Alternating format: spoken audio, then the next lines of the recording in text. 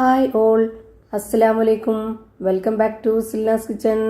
ഇന്നത്തെ റെസിപ്പി ഭയങ്കര സിമ്പിളായിട്ടുള്ള നല്ല ടേസ്റ്റി ആയിട്ടുള്ള ഒരു അടിപൊളി ഈവനിങ് സ്നാക്സിന്റെ റെസിപ്പിയാണ്.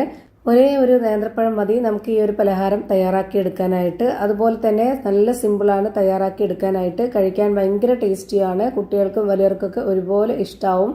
അപ്പോൾ ഇതെങ്ങനെയാണ് തയ്യാറാക്കുന്നതെന്ന് അറിയാനായിട്ട് വീഡിയോ സ്കിപ്പ് ചെയ്യാതെ മുഴുവനായിട്ടൊന്ന് കണ്ടു നോക്കണേ. റെസിപ്പിയിലോട്ട് കിടക്കുന്നതിന് മുമ്പായി സിൽനാസ് കിച്ചൺ ചാനൽ ആദ്യമായിട്ട് കാണുന്നവരാണെങ്കിൽ പ്ലീസ് ഒന്ന് സബ്സ്ക്രൈബ് ചെയ്തേക്കണേ. ഒപ്പം തന്നെ ഈ വീഡിയോസ് നിങ്ങൾക്ക് ഇഷ്ടപ്പെടുകയാണെങ്കിൽ ഒരു ലൈക്ക് ചെയ്ത് ഷെയർ ചെയ്ത് സപ്പോർട്ട് ചെയ്യാനും മറക്കരുത്. ഇനി നമുക്ക് ഇതെങ്ങനെയാണ് തയ്യാറാക്കുന്നതെന്ന് നോക്കാം. ഇതിനായി ആദ്യം തന്നെ ഒരു മീഡിയം പഴുപ്പുള്ള പഴമാണ് എടുത്തിട്ടുള്ളത്. നന്നായിട്ട് പഴുത്തു പോയ പഴം വേണമെങ്കിലും എടുക്കാവുന്നതാണ്. അതുപോലെ തന്നെ ഞാനിവിടെ നേന്ത്രപ്പഴമാണ് എടുത്തിട്ടുള്ളത്. ഏത് പഴത്തിൽ വേണമെങ്കിലും ചെയ്യാവുന്നതാണ്. ഇതേപോലെ തന്നെ ഇനി ഈ പലഹാരത്തിന് നല്ലൊരു മണത്തിന് വേണ്ടിയിട്ട് 3 ഏലക്ക ഇട്ട് കൊടുക്കാം. അതല്ലാന്നുണ്ടെങ്കിൽ ഇതുപോലെ 2-3 തുള്ളി വാനില എസൻസ് ഒറ്റിച്ചു കൊടുക്കാം. അടുത്തതായി ഞാൻ ഇതിലേക്ക് മധുരത്തിന് ആവശ്യമായിട്ടുള്ള ശർക്കരപ്പൊടിയാണ് ഇട്ട് കൊടുക്കുന്നത്. 250 ml കപ്പിന്റെ അളവിന് 1 കപ്പ് ഇട്ട് കൊടുത്തിട്ടുണ്ട്. ശർക്കര ഉരുക്കിയതാണെന്നുണ്ടെങ്കിൽ അത് ഒഴിച്ചു കൊടുത്താലും മതി. ഇനി ഞാനിവിടെ ഒരു 1/4 കപ്പ് അളവില് പശുവിൻ പാലാണ് എടുത്തിട്ടുള്ളത്. നല്ല കട്ടിയായിട്ടുള്ള പാലാണ്. 1 കപ്പ് തികച്ചില്ല, അതുപോലെ 1/4 കപ്പിനേക്കാളും കുറച്ചുകൂടെ ഉണ്ട്. ആ ഒരു പരുവത്തിലാണ് എടുത്തിട്ടുള്ളത്. അത് മുഴുവനായിട്ടും ഇതിലേക്ക് ഒഴിച്ചു കൊടുക്കുന്നില്ല, ഒരു 1/4 ഭാഗം മാറ്റുന്നുണ്ട്. ഇനി ഇത് നല്ലപോലെ അരച്ചെടുത്തതിന് ശേഷം അതൊന്ന് മാറ്റി വെച്ചേക്കാം. അടുത്തതായിട്ട് ഒരു ബൗൾ എടുത്തിട്ട് അതിലേക്ക് 250 ml കപ്പിന്റെ അളവിൽ 1 കപ്പ് റവയാണ് ഇട്ട് കൊടുക്കുന്നത്. റവ വറുത്തതാണ്. വറുത്തത് തന്നെ ഇട്ട് കൊടുക്കാൻ വേണ്ടി നോക്കുക. അല്ലാന്നുണ്ടെങ്കിൽ നമ്മൾ ഉദ്ദേശിച്ച ആ ഒരു പരുവത്തിലും ടേസ്റ്റിലും കിട്ടത്തില്ല. പിന്നെ ഇതിലേക്ക് വേണ്ടത് ഗോതമ്പ് പൊടിയാണ്. ഗോതമ്പ് പൊടി ഇല്ലാന്നുണ്ടെങ്കിൽ മൈദപ്പൊടിയിൽ ചെയ്താൽ മതി എന്നുള്ളവർക്ക് അതിലും ചെയ്തെടുക്കാവുന്നതാണ്. ഞാനിവിടെ 250 ml കപ്പിന്റെ അളവിന് 2 കപ്പ് ഗോതമ്പ് പൊടി ഇട്ട് കൊടുത്തിട്ടുണ്ട്. ഇനി ഇതിലേക്ക് നമ്മൾ അരച്ചു വെച്ചിട്ടുള്ള ആ ഒരു പഴത്തിന്റെ മിക്സ് ഇതിലേക്ക് മുഴുവനായിട്ടും ഒഴിച്ചു കൊടുക്കാം.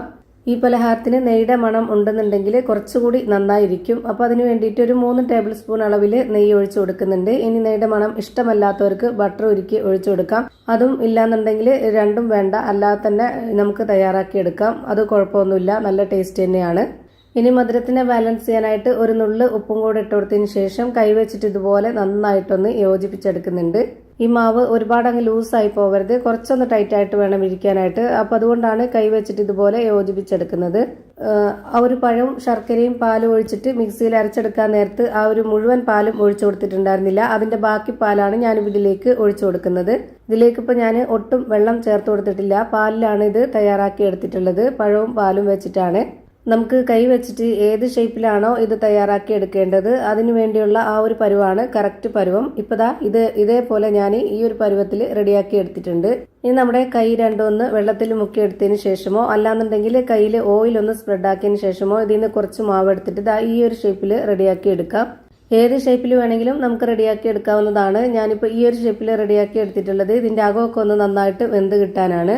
ഇനി നമ്മൾ ഒരെണ്ണം ഇവിടെ തയ്യാറാക്കി എടുത്തു ഈ ഒരു ഷേപ്പിൽ. ഇതേപോലെ തന്നെ വീണ്ടും കയ്യിലൊന്ന് വെള്ളത്തിൽ മുക്കിയെടുത്തതിന് ശേഷം നമുക്ക് ഇതുപോലെ കുറച്ച് മാവ് എടുത്തിട്ട് ഈ ഒരു ഷേപ്പിൽ റെഡിയാക്കി എടുക്കാം. അങ്ങനെ ഞാനിവിടെ മുഴുവനും ഇതേപോലെ തന്നെ ആക്കിയിട്ട് ഒരു പാത്രത്തിൽ വെച്ചിട്ടുണ്ട്.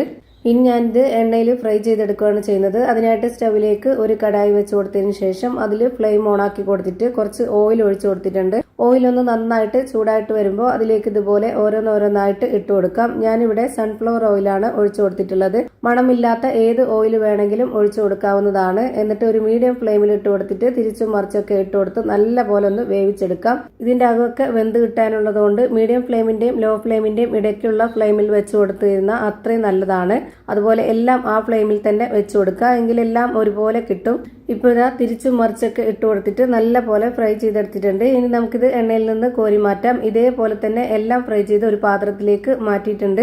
അപ്പോൾ ഇതാ ഭയങ്കര ടേസ്റ്റി ആയിട്ടുള്ള നല്ലൊരു വെറൈറ്റി പലഹാരം റെഡിയായി കിട്ടിയിട്ടുണ്ട്.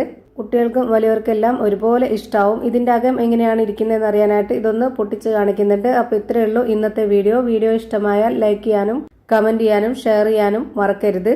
അതുപോലെ തന്നെ ഞാനിടുന്ന പുതിയ വീഡിയോസ് നോട്ടിഫിക്കേഷനായിട്ട് കിട്ടുന്നതിന് വേണ്ടി സബ്സ്ക്രൈബ് ചെയ്ത് ബെല്ലൈക്കൺ അമർത്തി അതിൽ ഓൾ എന്ന ഓപ്ഷൻ എനേബിൾ ചെയ്ത് കൊടുക്കാനും മറക്കരുത്. പുതിയൊരു വീഡിയോയുമായി വീണ്ടും വരും. Thank you for watching.